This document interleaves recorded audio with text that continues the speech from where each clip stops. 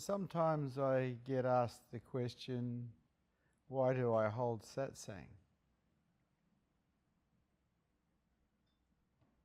And the answer is not easy to understand because most human beings live for themselves.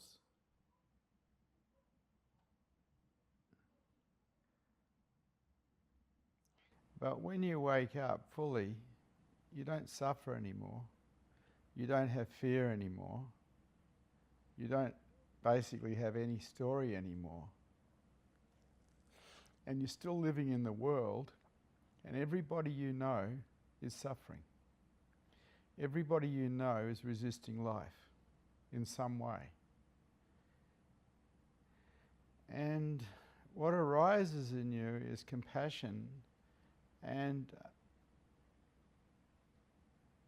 a willingness to try to actually help people out of that suffering by helping them get free.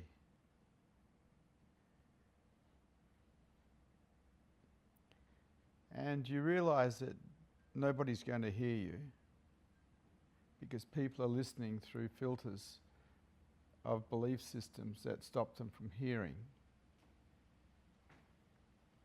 People still believe they are a somebody that's been somewhere, that's going somewhere, because they're lost in the matrix of the mind. They don't realize that they're living a dream.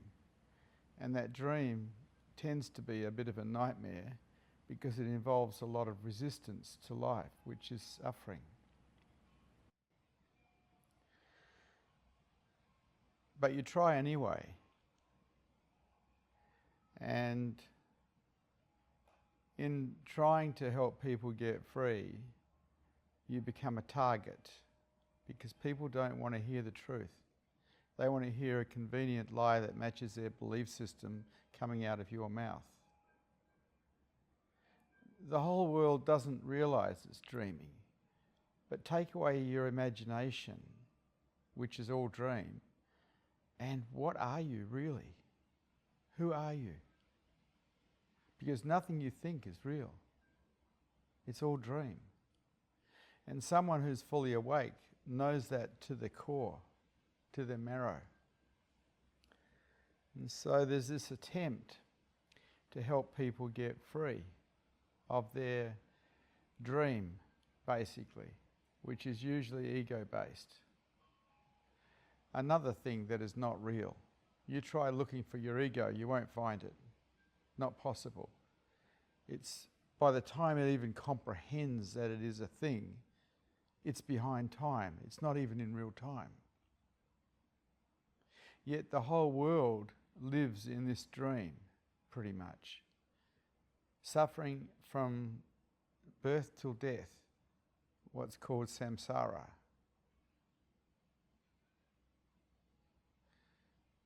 And so what motivates someone to hold satsang and try to help people get free, because satsang means association with truth, and someone who is free is living as truth, is compassion. There's no other reason to open your mouth and turn yourself into a target so other people can try to hurt you. And they do.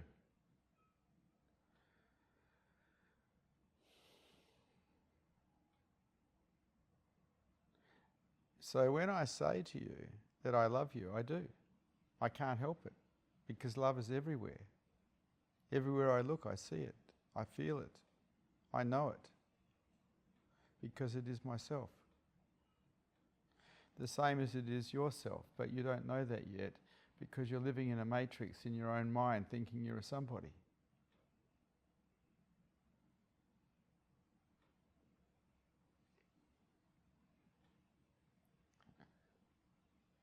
So there's an attempt to help you get free. But the thirst in you for freedom has to be pretty high, otherwise it won't take. You won't do what's required to get free. If you enter any Buddhist monastery or Hindu ashram, the first thing they're going to teach you is meditation. Meditation simply means being aware of what is real. And the reason they teach you that is because it is commonly known that people are not living in reality. They are dreaming their lives away, thinking that what they think is real.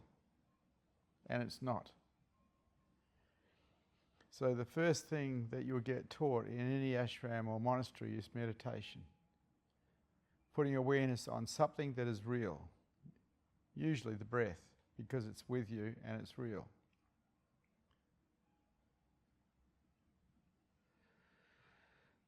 I teach the practice of openness because I know it facilitates the perception of love. And to remove the obstacles that are in the way of love are the same obstacles that are in the way of enlightenment.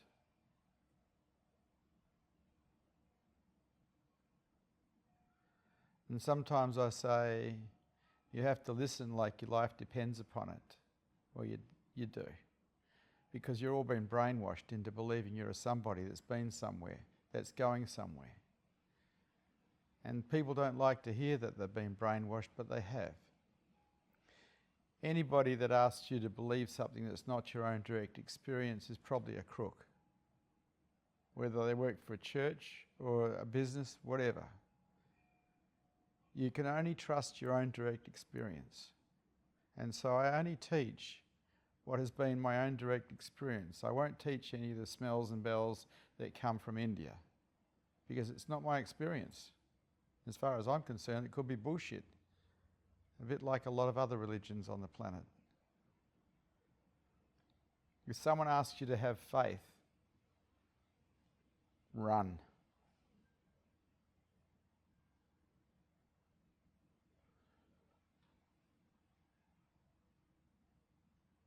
So it's up to you. I'm here. I have a Buddha field that you can dissolve into and find yourself as truth. That is satsang. Satsang isn't what's said. Satsang isn't words. Words are bullshit. It is the Buddha field around someone that is awake, that does the work, that allows the entry point into your own true nature. People get caught up in thinking I'm a somebody. There hasn't been a somebody here for 26 years.